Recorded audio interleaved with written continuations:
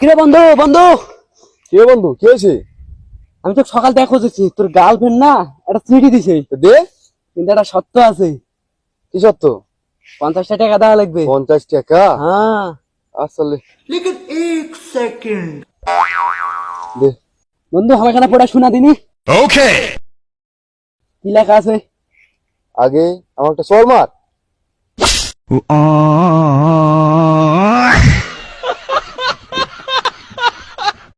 কিরে বন্ধু বন্ধু, কে বন্ধু, কি হয়েছে?